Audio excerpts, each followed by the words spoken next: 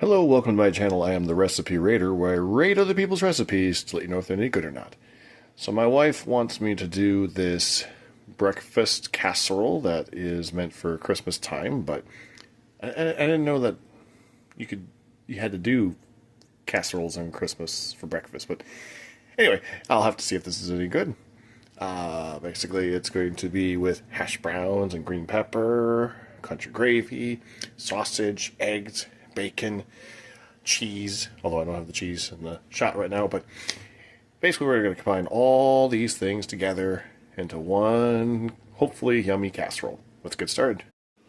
Funny thing is, I had some cooked bacon, but it already got eaten up, so I got to cook more bacon.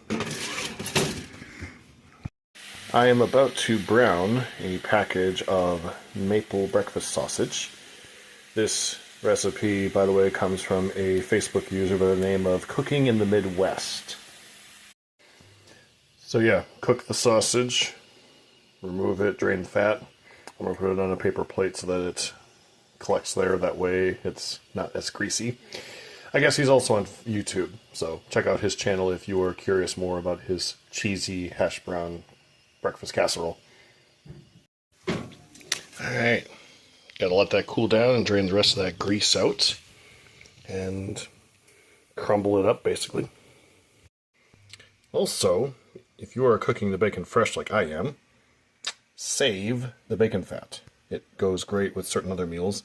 I plan on using some of this bacon fat for my original Paul Bunyan style potato pancakes I'll do for a future video coming up here soon. Oh, almost forgot. He said you need both cold water and boiling water.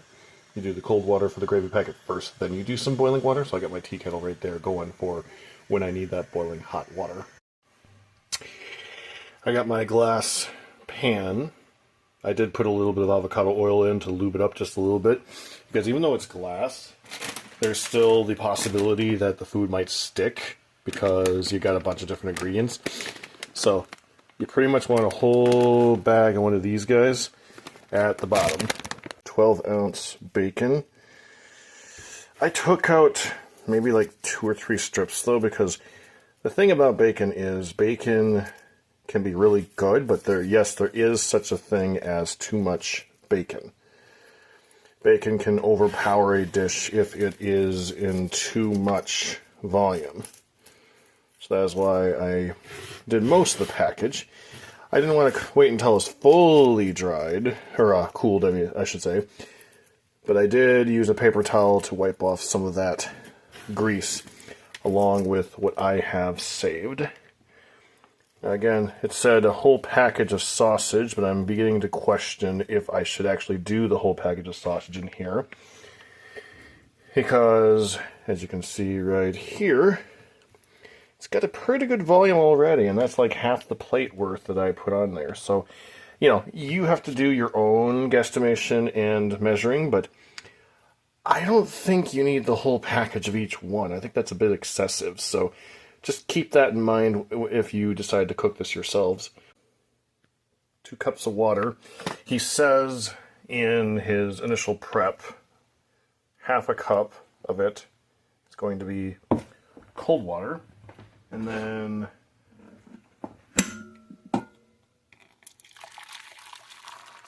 the other 1.5 is going to be, not bad,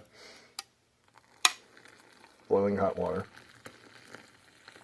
So I'm going to have to whisk that with my fork.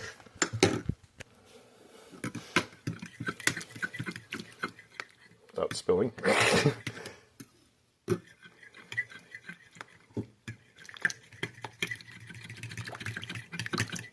And this is going to go into my mixture there. That's the salt, pepper, garlic powder, cheese. He said cheddar cheese, but I have Mexican style cheese because that's our favorite cheese here at home. But I'm sure you could use whatever cheese you like. I bet this would go great with pepper jack cheese, quite frankly. So we'll add that right now. Gotta make sure to whisk up 6 eggs for our egg mixture. That'll go on top here in a little bit. I gotta mix it together, and then I gotta put the egg on top to make a whoosh whoosh sound. If you happen to be watching this, Cooking in the Midwest, I'm just kind of curious, what part of the Midwest are you from? If you see this video, let me know in the comments. I'm from Wisconsin. I'm guessing you're probably not from Wisconsin. If I were to take a wild guess, I'd say you're probably from either Indiana or Illinois. But yeah, it's always nice to talk to and see other Midwesterners. So yeah, he said pat it down like this until it's all nice and fully mixed in. Now let's add our eggy, 6 eggs.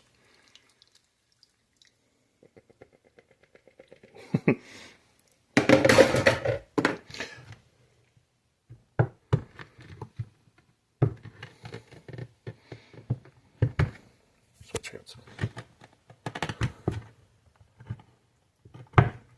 I can kind of hear it. And then he said to top it all off with some extra cheese.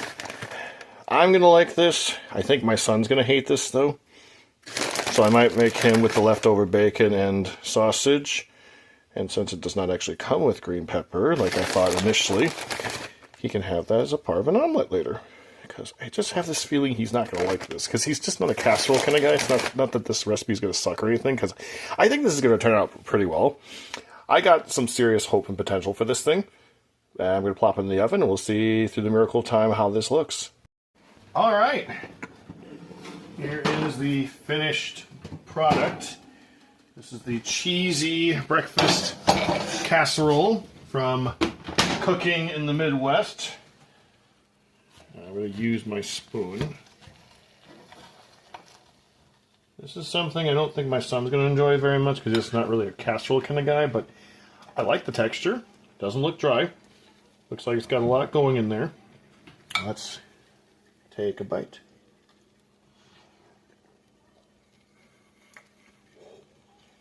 Hot because I just took it out of there, but you know, this is really good. It is really good. I would definitely give this a 4.5 out of 5. I should have bought the green onion like you said. I feel it's just like one tiny little thing that's lacking. I can't quite place what it would be. Maybe I'll put some salsa on it. I think that would probably make it taste even better, but it's not dry. Nice and creamy, but not liquidy, if that makes any sense. I like the way this texture is, although I might do a little bit more country gravy if I were to make this again, because I can taste it, but it's very subtle. I guess that's the only knock I'd say about this. Otherwise, yeah, 4.5 out of 5. Alright, thanks guys for watching.